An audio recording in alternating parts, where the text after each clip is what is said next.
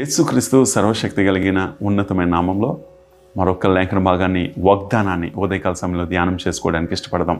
ప్రతిరోజు దేవుడు ఒక వాగ్దానం ద్వారా మనతో మాట్లాడుతున్నాడు. మన ఆత్మీయ జీవితాన్ని మెరుగుపరచుకోవడానికి ఎవ్రీడే విత్ జీసస్ అనే కార్యక్రమాన్ని చూస్తున్న కుటుంబాలన్నింటి మీద ఆ వాగ్దానం నెరవేరునుగా కానీ ఒప్పుకుంటున్నాను దేవుని సేవకుడిగా.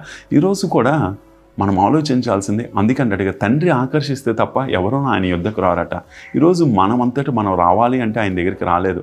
మనల్ని ప్రేమించి మనల్ని ఎక్కడో మన పాపములు క్షమించి ఆయన తీసుకున్నాడు కాబట్టి ఈరోజు నీకు నాకు రక్షణ కలిగి ఉంది. అందుకనే మనం ఎప్పుడూ కూడా ఆయన్ని ఎన్నుకోలేదు. మనం ఎప్పుడూ కూడా ఆయన ప్రేమను అర్థం చేసుకోలేదు. ఎప్పుడూ కూడా ఆయన యొక్క హృదయాన్ని అర్థం చేసుకోలేకపోతున్నాం. కానీ ఆయన మనల్ని అర్థం చేసుకొని మనల్ని ప్రేమించి మనల్ని క్షమించి ఈరోజు మనల్ని సజీవంగా ఉంచాడు. నిజంగా మనం చేసిన తప్పులు, మనం చేసిన అన్యాయము, మనం చేసిన అవిధేయత ప్రభు గాని గుర్తు తెచ్చుకుంటే మనం ఏ పాటి వారమి? క్షణంలో మన జీవితాలు మాయమైపోయాయి. కానీ దేవుడు నిన్ను నన్ను ప్రేమించి నీ భర్తనైనా నిన్నైనా నీ కుటుంబాన్నైనా దేవుడు ఈరోజు రక్షణ కలిగించాడు అంటే అది ఆయన కృపే. అందుకే అపోస్తులైన యోహాను అంటాడు, 15వ అధ్యాయం ఒకసారి చూద్దాం బైబిల్లో ఉన్నట్లయితే. అపోస్తులైన యోహాను రాసిన యోహాను సువార్త 15వ అధ్యాయము 16వ వచనం.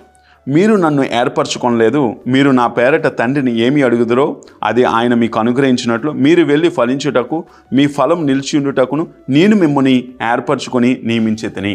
ఇక్కడ 2 విషయాలు చూద్దాం. మీరు నన్ను ఏర్పరచుకోలేదు, నేనే మిమ్మల్ని ఏర్పరచుకున్నాను. మీరు ఆయన్ని ఎన్నుకోలేదు, మీరు ఆయన్ని చూస్ చేసుకోలేదు, దేవుడే మిమ్మల్ని చూస్ చేసుకున్నాడు. ఈరోజు దేవుని పనిలో నిన్ను ఎన్నుకున్నాడు అంటే ఆయన నిన్ను ప్రేమిస్తున్నాడు. నీ ద్వారా ఆయన కార్యం జరిగించాలని ఆశపడుతున్నాడు. ఆ కార్యాలు చేయడం వల్ల నిన్ను నీ కుటుంబాన్ని దీవించడానికి ఆయన ఇష్టపడుతున్నాడు. కాబట్టి నువ్వు ఆయన ఎన్నుకోలేదు, ఆయనే నిన్ను ఎన్నుకున్నాడు.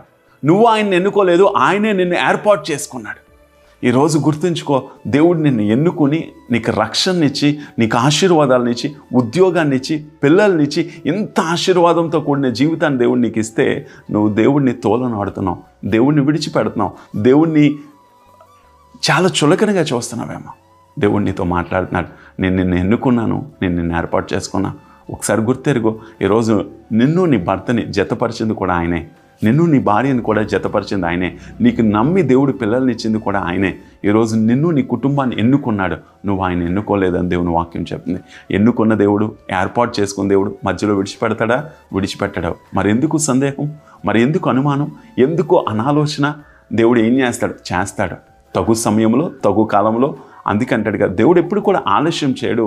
ఆయన సమయానికి అనుకూలమైన విధానంలో కార్యాలు చేసి నడిపిస్తాడు. ప్రియులారా, నమ్ము దేవుని యొక్క మాటని. ఈరోజు ఒకటే గుర్తుంచుకో, నేను ఏర్పాటు చేసుకోలేదు, నేను ఎన్నుకోలేదు యేసుప్రభుని. యేసయ్య నన్ను ఎన్నుకున్నాడు కనుక పిలుచుకున్న దేవుడు నమ్మకస్తుడు.